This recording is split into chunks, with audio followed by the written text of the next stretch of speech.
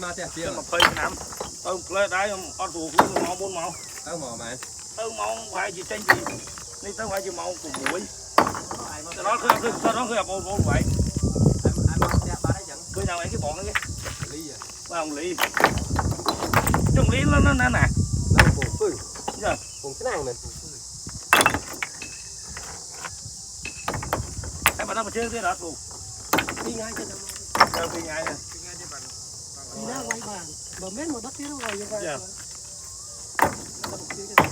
ở bàn to này đất đó nè đất đó nè ô review luôn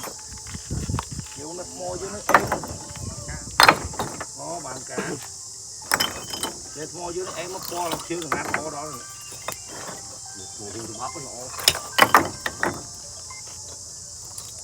wow hai boss mò chứ mà phê cho nam nó cái ăn bá